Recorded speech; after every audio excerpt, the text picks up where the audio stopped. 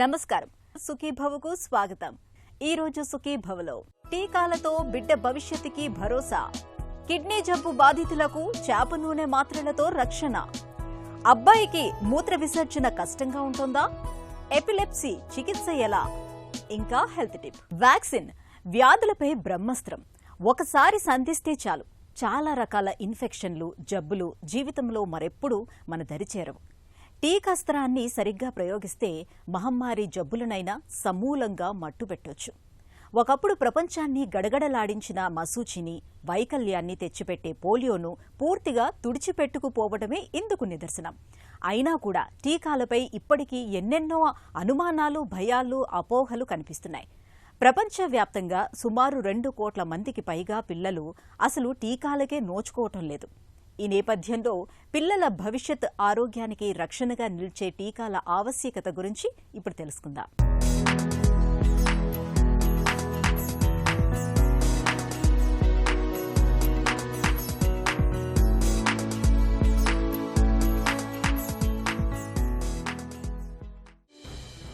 Vaccine వ్యాధుల పాలిట పాశుపతాస్త్రం. ప్రస్తుతం ప్రాణాంతకమైన చాలా వ్యాధులకు భరోసాగా చాలా టీకాలే అందుబాటులోకి వచ్చాయి. నిజానికి ఈ టీకాలు తయారయ్యేది ఆయా వ్యాధులకు కారణమయ్యే సూక్ష్మక్రిములతోనే. ముళ్ళును ముళ్ళుతోనే తీయాలనే నానుడి ఈ టీకాలకు మూల సూత్రం. ఒక వ్యాధిని నిర్మూలించడానికి ఆ వ్యాధికి కారణమయ్యే సూక్ష్మక్రిమిని అతి తక్కువ మోతాదులో శరీరంలోకి పంపి దానికి రోగ నిరోధక శక్తిని పెంపొందించడమే వ్యాక్సిన్లలోని అంతఃసూత్రం. ఒకసారి శరీరంలో ఒక వ్యాధి తాలూకు సూక్ష్మక్రిములను ఎదుర్కొనే యాంటీబాడీస్ తయారైతే భవిష్యత్తులో సదరు వ్యాధిని నిరోధించడంలో రోగ నిరోధక శక్తి సులభంగా విజయం సాధిస్తుంది. క్షయ, కంఠసర్ఫీ, కోరింత దగ్గు, ధనుర్వాతం, గవదబిళ్లలు, రుబెల్లా, న్యూమోనియా, కామెర్లు, పోలియో, విరేచనాలు ఇలా పిల్లలను ఉక్కిరిబిక్కిరి చేసే ఎన్నో రకాల జబ్బులకు టీకాలతో ఆదిలోనే ముకుతాడు వేయొచ్చు.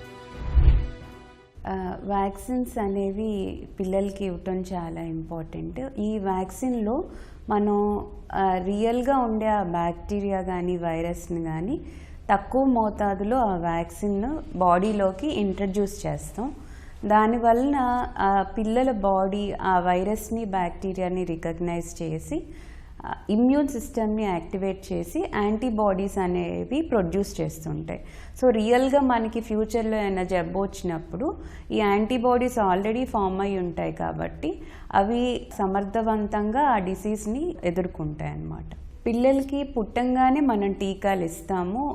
పుట్టిన 24 గంటల లోపల బీసీజీ, ఓపీవీ డ్రాప్స్ ఇస్తాం, హెపటైటిస్ బి ఇస్తాం. ఈ బీసీజీ అనేది మనకి ట్యూబర్క్లోసిస్ నుంచి ప్రివెంట్ చేస్తుంటుంది.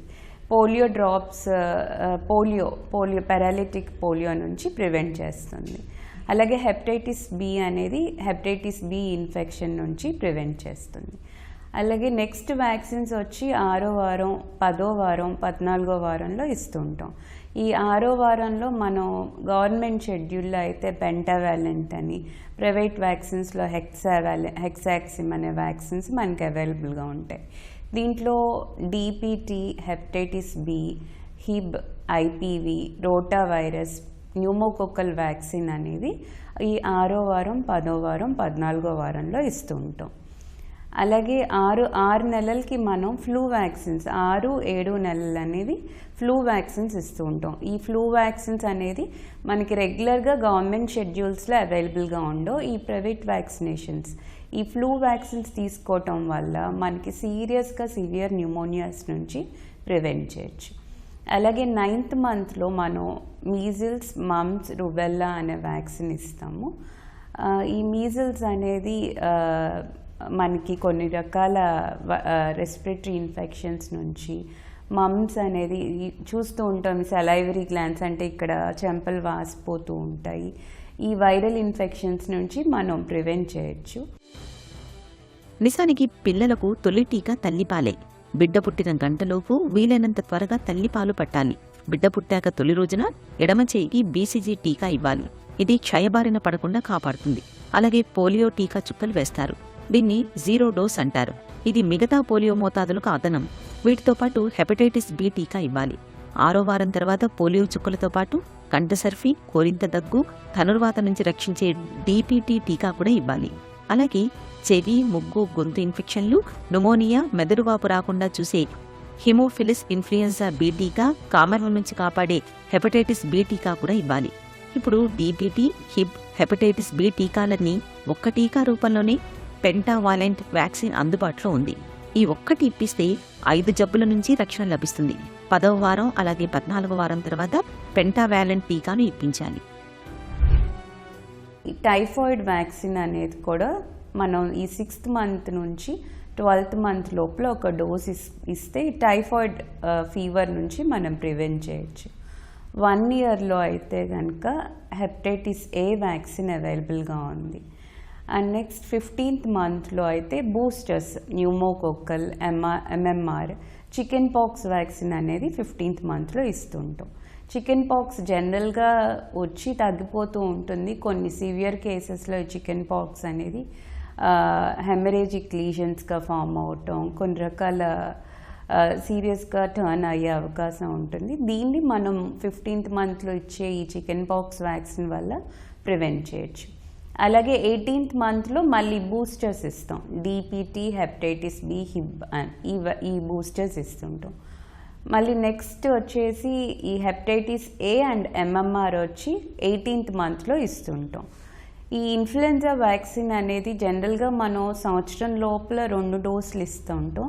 అలాగే ప్రతి సంవత్సరం ఒక డోసు ఇవ్వటం అనేది చాలా ముఖ్యం. ఎందుకంటే ఈ ఇన్ఫ్లుయెన్జా అనేది తన జెనెటిక్ డ్రిఫ్ట్ అండ్ షిఫ్ట్ అంటుంటాం, తన రూపాంతరం చెందుతూ ఉంటుంది. అందుకే ప్రతి సంవత్సరం వ్యాక్సినేషన్ ఇవ్వటం వల్ల సీరియస్గా వచ్చే న్యూమోనియాస్ని మనం ప్రివెంట్ చేయొచ్చు. సార్వత్రిక టీకా కార్యక్రమంలో అందించే టీకాలే కాకుండా బయట నుంచి కూడా కొన్ని రకాల టీకాలను పిల్లలకు ఇప్పించడం అవసరం. ముఖ్యంగా న్యూమోనియా బారిన పడకుండా చూసే పీసీవీ టీకా, విరేచనాల నుంచి రక్షించే రోటా టీకా కూడా అవసరమే. 6వ నెలలో ఫ్లూ టీకాను, 9 నెలల తర్వాత measles, rubella, MR, typhoid, Japanese encephalitis B వ్యాక్సిన్లను ఇప్పించాలి. 12 నెలల తర్వాత హెపటైటిస్ ఏతో పాటు ఆటనమ్మ నుంచి రక్షించే వారిసిల్లా టీకా ఇప్పించాలి. 15 నెలల తర్వాత పీసీవీ బూస్టర్, ఎంఎంఆర్ ఇప్పించాలి. 16 నుంచి 18 నెలల్లో పోలియో, డీపీటీ, హిబ్ బూస్టర్ టీకాలు, అలాగే హెపటైటిస్ ఏ 2వ మోతాదు కూడా ఇప్పించాలి. 4 నుంచి 6 ఏళ్లలో డీపీటీ బూస్టర్, వారిసిల్లా 2వ మోతాదు, ఎంఎంఆర్ టీకా ఇప్పించాలి. 9 ఏళ్లు దాటాక టీడాప్ టీకా ఇవ్వాలి. ఇక కరోనా మహమ్మారిని అడ్డుకునేందుకు అందుబాటులోకి వచ్చిన టీకాల్ని పిల్లలకు తప్పనిసరిగా ఇప్పించాలి. అలాగే అదనంగా బాలికలకు గర్భాశయ ముఖద్వార క్యాన్సర్ బారిన పడకుండా చూసే హెచ్పివి టీకా ఇప్పించాలి. బూస్టర్స్ అనేది తప్పనిసరిగా తీసుకోవాలి. ఇప్పుడు ఈ డీపీటీ అనే వ్యాక్సిన్ మనం 10వ వారం 14వ వారంలో ఇస్తూ ఉంటాం కదా. నిదానంగా ఆ సంవత్సరం అయ్యేసరికి ఆ యాంటీబాడీస్ లెవెల్స్ అనేవి తగ్గిపోతూ ఉన్నప్పుడు ఈ బూస్టర్ ఇవ్వటం వల్ల మళ్ళీ మనం కొత్త యాంటీబాడీస్ని జనరేట్ చేసి ఆ డిసీజ్ నుంచి మనం కాపాడచ్చు. ఈ డీపీటీ అనేది మళ్ళీ సంవత్సరంన్నరలో 5వ సంవత్సరంలో ఇవ్వాల్సి ఉంటుంది. ఎంఎంఆర్ అనేది 15th మంత్లో ఇస్తూ ఉంటాము, అలాగే 9th మంత్లో ఈ 2 సార్లు ఇవ్వాలి. బూస్టర్స్ అనేది రెగ్యులర్గా తీసుకోవటం వల్ల మనం బేబీని ఆ డిసీజ్ నుంచి ఇంకా ఎఫెక్టివ్గా కాపాడచ్చు. ఈ వ్యాక్సిన్స్ అనేవి చాలా సంవత్సరాలు టెస్ట్ చేసి ట్రయల్ చేసి తీసుకొస్తారు. సో దీనివల్ల ఎలాంటి ప్రమాదం ఉండదు. కొన్ని mild side effects like fever రావటం, ర్యాష్ రావటం, స్వెల్లింగ్ రావటం అనేవి జరుగుతూ ఉంటాయి. ఈ ఫీవర్ సిరప్స్ తీసుకోవటం వల్ల పెయిన్ అవి తొందరగానే తగ్గిపోతుంది. దీనివల్ల ఎలాంటి అపోహలు పెట్టుకోవద్దు, ఎలాంటి సైడ్ ఎఫెక్ట్స్ ఉండవు ఈ వ్యాక్సినేషన్. కొన్ని రకాల అంటే ఈ వ్యాక్సిన్స్ అనేవి మనం కొంతమందిలో కాస్త అవాయిడ్ చేయమంటాం. అంటే బాగా సిక్గా ఉన్న చిల్డ్రన్ కానీ, ప్రీవియస్గా ఇన్ఫెక్షన్ ఉన్న, ఆల్రెడీ ఇమ్యూనో కాంప్రమైజ్డ్ అంటే వాళ్ళు కొన్ని రకాల జబ్బులకి స్టిరాయిడ్స్ తీసుకుంటున్నా, ఇలాంటి పిల్లల్లో వ్యాక్సినేషన్ అనేది వాళ్ళు సెట్ అయ్యేదాకా మనం పోస్ట్పోన్ చేస్తాం. పుట్టిన ప్రతి బిడ్డకు టీకాలను పొందే అర్హత ఉందని, వాటిని ఇప్పించాల్సిన బాధ్యత పెద్దలదేనని తెలుసుకోవాలి. టీకా ఇస్తే బిడ్డ ఏడుస్తుందేమో, నొప్పి పుడుతుందేమో, జ్వరం వస్తుందేమో అని భయపడకుండా సార్వత్రిక టీకా కార్యక్రమంలో పేర్కొన్న అన్ని టీకాలను ఇప్పించాలి. ప్రభుత్వం ఉచితంగా ఇస్తోందనో, చవకగా దొరుకుతున్నాయనో టీకాలను చులకనగా చూడకూడదు. ఇవి శాస్త్రవేత్తలు ఎంతో సమయం వెచ్చించి, నిబద్ధతతో శ్రమించి మానవాళికి అందించిన గొప్ప వరాలు. వీటి తయారీ పెద్ద యజ్ఞం లాంటిది.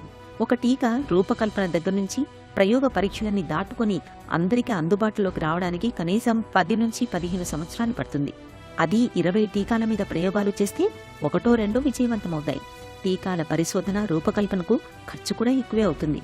కాబట్టి టీకాలను తేలికగా తీసుకోవడానికి వీల్లేదు. హెల్త్ న్యూస్ మీకోసం.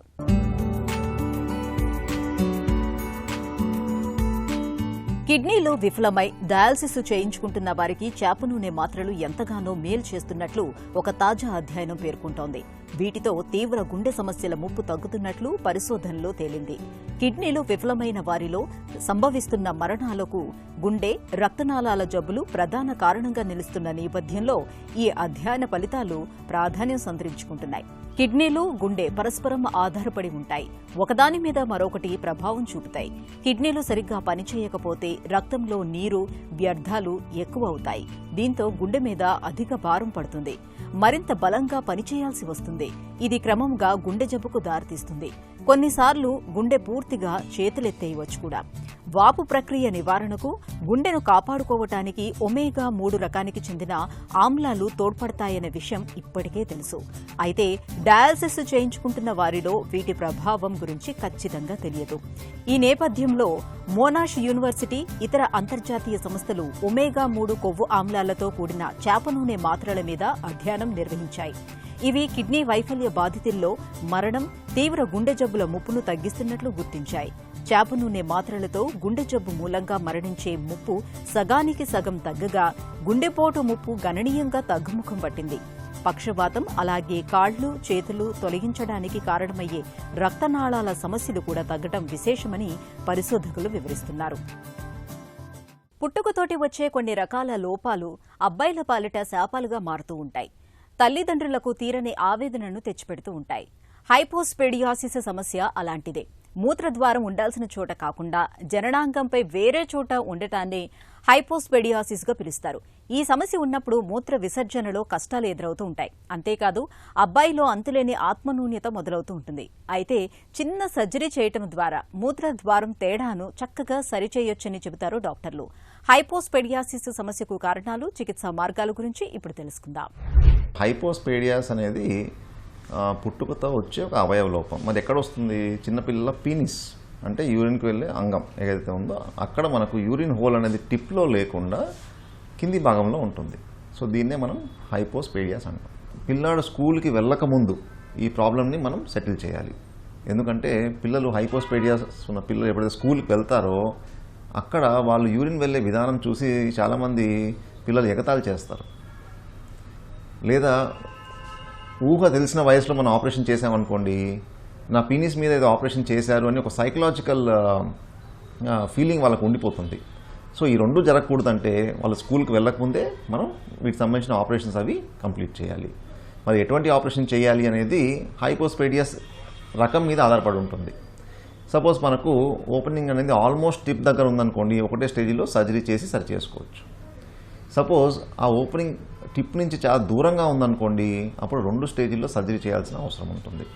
యూజువల్గా సర్జరీ తర్వాత 4 to 7 days కానీ 4 to 10 days కానీ ఒక్కొక్క హాస్పిటల్లో ఒకలాగా హాస్పిటల్లో ఉండాల్సి వస్తుంది. ఆ తర్వాత యూరిన్ స్ట్రీమ్ చూసి సక్సెస్ఫుల్గా కాదా చెప్తారు. కాంప్లికేషన్స్ అన్నీ యూజువల్గా ఉండొచ్చు.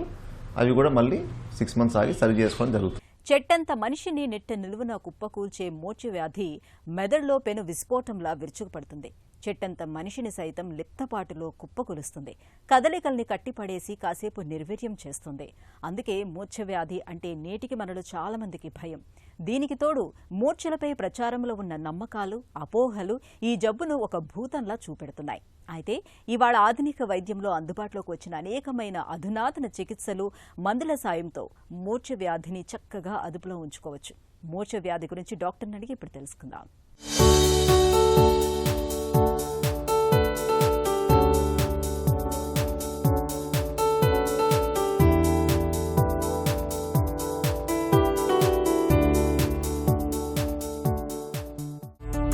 ఎపిలెప్సీ అంటే ఏంటి? ఎపిలెప్సీ వ్యాధిలో ఏం జరుగుతుంది?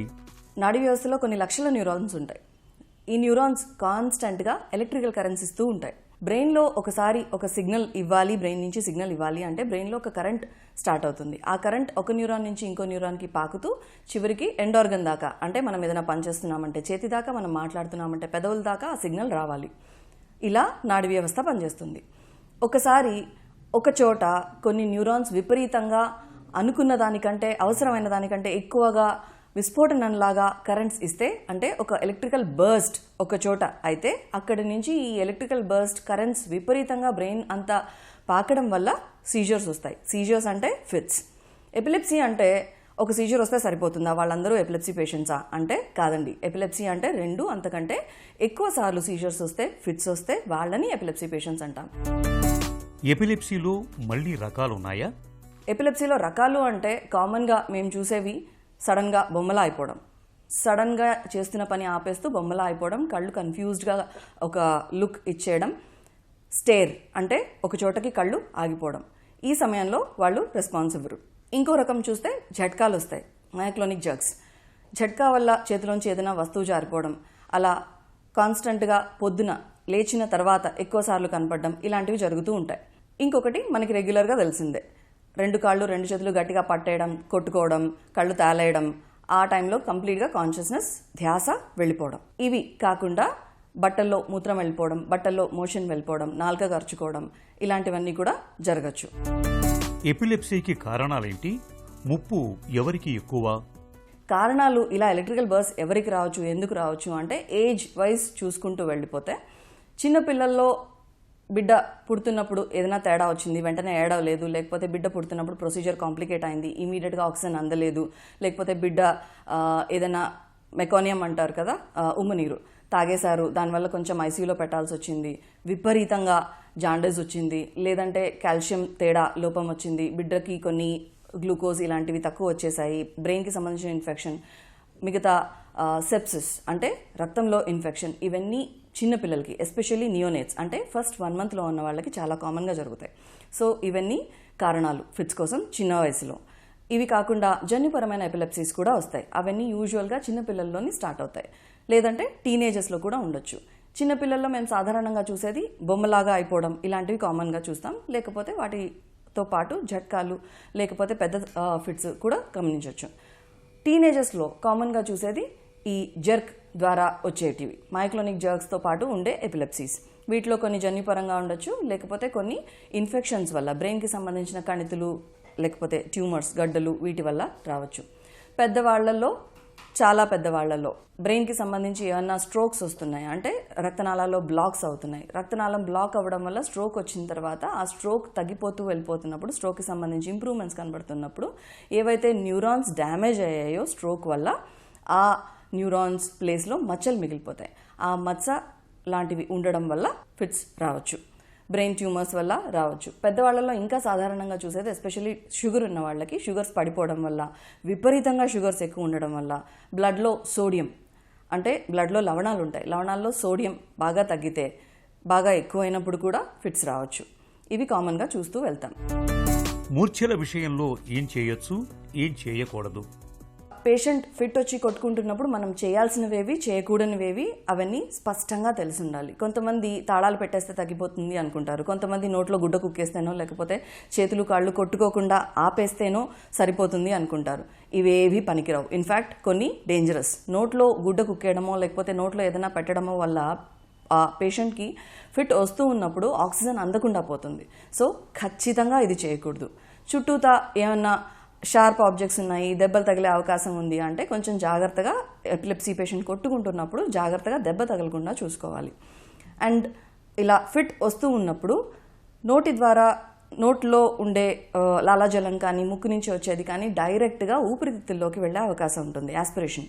సో ఇది అవ్వకుండా చూసుకోవడం ఇంపార్టెంట్. ఎలా ఇది అవ్వకుండా చూస్తాము అంటే, మనిషిని ఫిట్ వస్తున్నప్పుడు ఆర్ ఫిట్ వచ్చిన తర్వాత కూడా ఒకవైపు, కుడివైపు కానీ ఎడమ చేతి వైపు కానీ కంప్లీట్గా తిప్పేసి కొంచెం తల కిందికి దించితే ఈ లాలాజలం అంతా కిందికి లంగ్స్లోకి వెళ్లకుండా, ఊపిరితిత్తులోకి వెళ్లకుండా ఆపచ్చు. తద్వారా ఊపిరితిత్తుల ఇన్ఫెక్షన్స్ కానీ ఇలాంటివన్నీ ఆపగలుగుతాం. తాళం పెడితే ఏమైనా ఉపయోగం ఉంటుందా? ఎప్పటి నుంచో వస్తున్న నమ్మకం ఇది. తాళం పెడితే ఏమైనా ఉపయోగం ఉంటుందా అంటే ఏమీ ఉపయోగం ఉండదు. ఒకవేళ ఏమైనా ఇమీడియట్గా చేయగలిగితే ఆల్రెడీ పేషెంట్కి ఎపిలెప్సీకి సంబంధించిన జబ్బు ఉంది అని ఆల్రెడీ తెలుసుంటే వాళ్ళ పాకెట్స్లో కొన్ని మందులు క్యారీ చేస్తారు. ముక్కులో నాసల్ స్ప్రే వేయడం కానీ, లేకపోతే నాలుక కింద పెట్టగలిగితే, అది కూడా మనము బయట చూస్తున్న వాళ్ళం పెట్టలేము, కొన్నిసార్లు వాళ్ళకే ముందే ఫిట్ వచ్చే ముందు తెలుస్తుంది. సో అలాంటి మందులు ఏమన్నా ఉంటే వాళ్ళే నాలుక కింద పెట్టుకుంటారు. మనం చేయగలిగింది ఏంటంటే పేషెంట్కి దెబ్బలు తాకకుండా చూడడము, ఊపిరితిత్తుల్లోకి ఈ నీరంతా లాలాజలం అంతా వెళ్లకుండా ఉండడము, అండ్ ఒకవేళ నాసల్ స్ప్రే ఇవ్వగలిగితే నాసల్ స్ప్రే వేయడము, ఇవి చేయగలుగుతాం. ఎపిలెప్సీకి చికిత్స ఎలా ఉంటుంది? జీవితకాలం పాటు మందులు వాడాలా? ఈ ట్రీట్మెంట్ ఆప్షన్స్ అన్నీ పేషెంట్ని బట్టి ఇండివిజువలైజ్ అయిపోతాయి. ఒక్కొక్క పేషెంట్కి ఒక్కొక్క ట్రీట్మెంట్ ఆప్షన్ చెప్తాం. అంటే కొన్ని రకాల ఫిట్స్కి కొన్ని మందులు బాగా పనిచేస్తాయి, కొన్ని రకాల ఫిట్స్కి కొన్ని ఇవ్వకూడదు. ఇలాంటివన్నీ ఒకసారి డాక్టర్ని సంప్రదించిన తర్వాత చెప్పగలుగుతాం. క్యూరబులా అంటే కొన్ని స్పాంటేనియస్గా, ఇప్పుడు చైల్డ్హుడ్ ఎపిలెప్సీ సిండ్రోమ్స్లో కొన్ని సిండ్రోమ్స్ 16 ఏళ్లకి కంప్లీట్గా తగ్గిపోతాయి. ఆ లోపల కొంచెం జాగ్రత్తగా చూసుకుంటే చాలు. కొంతమందికి ఏదైనా స్ట్రోక్ వచ్చింది, స్ట్రోక్ టైంలో ఫిట్ వచ్చింది, ఆ తర్వాత మచ్చ ఏమీ మిగిలిపోలేదు, అలాంటి కేసెస్కి 4 to 6 వీక్స్లో ఇచ్చేయచ్చు ఎర్లీ సిమ్టమాటిక్ సీజర్స్. లేదు బ్లడ్ షుగర్ పడిపోయింది, సోడియం పడిపోయింది, దానివల్ల ఫిట్స్ వచ్చినాయి, దానికి కూడా కొన్ని వారాల ట్రీట్మెంటే ఉంటుంది. కంటిన్యూస్గా వాడాల్సిన అవసరం ఉండకపోవచ్చు. ఎన్ని రోజులు ట్రీట్మెంట్ ఆర్ నెలల ట్రీట్మెంట్ అనేది డాక్టర్ డిసైడ్ చేస్తారు. ఇది కాకుండా కొంతమందికి ఈ 70-80% కాకుండా మిగతా 30% ఎవరైతే ఉన్నారో వాళ్ళకి పూర్తిగా మందులతో నయం చేయలేని కేసెస్లో సర్జికల్ ఆప్షన్స్ కుదురుతాయా అంటే కొన్ని కేసెస్లో చేయగలుగుతాం. ఇందాక చెప్పుకున్నట్లు అన్ని ఇన్వెస్టిగేషన్స్ చేసుకున్న తర్వాత ఒక ఏరియా నుంచి కనుక ఫిట్స్ వస్తున్నాయి అంటే ఆ ఏరియాని కనుక సర్జరీ ద్వారా తీయగలిగితే ఆటోమేటిక్గా వాళ్ళకి ఫిట్స్ తగ్గే అవకాశం ఉంటుంది. ఈ సర్జికల్ ఆప్షన్స్ అంటే డైరెక్ట్గా బ్రెయిన్లో పార్ట్ తీసేయడమే కాకుండా అదర్ ఆప్షన్స్ ఉంటాయి. అంటే కొన్ని నరాలని స్టిమ్యులేట్ చేస్తే, మెడ దగ్గర ఉన్న కొన్ని నరాలని స్టిమ్యులేట్ చేస్తే దానికి సంబంధించిన ఫిట్స్ ఏవైతే ఉన్నాయో కొన్ని ఫిట్స్ తగ్గే అవకాశం ఉంటుంది. ఒక రెస్పాన్సివ్ స్టిమ్యులేషన్ అని కూడా అంటాం, రెస్పాన్సివ్ స్టిమ్యులేషన్ కూడా చేయొచ్చు. ఇలా రకరకాల ట్రీట్మెంట్ ఆప్షన్స్ ఉన్నాయి. సర్జరీతో పాటు మందులు, surgery, vagal nerve stimulation or responsive stimulation, ఇలా రకరకాల ట్రీట్మెంట్ ఆప్షన్స్ చేయగలుగుతాం. ఆధునిక వైద్యంలో మూర్ఛ వ్యాధికి ఇవాళ చక్కటి మందులు అందుబాటులో ఉన్నాయి. మనకు కావాల్సిందల్లా అవగాహన మాత్రమే. అర్థం పర్థం లేని అపోహల్ని పక్కన పెట్టి చక్కగా వైద్యం తీసుకుంటే చాలు. మూర్ఛ వ్యాధి నుంచి సులువుగానే బయటపడొచ్చు. ఇక ఈ రోజు కార్యక్రమాన్ని ముగించే ముందు ఒక చిన్న చిట్కా మీకోసం. అలర్జీ లక్షణాలతో బాధపడుతున్నప్పుడు తులసి ఆకుల్ని తేనెతో కలిపి నిత్యం తీసుకుంటే మంచి ఫలితం ఉంటుంది. తులసి ఆకుల్లో యాంటీసెప్టిక్ గుణాలు అధికంగా ఉండటంతో అలర్జీ లక్షణాల నుంచి మంచి ఉపశమనం లభిస్తుంది.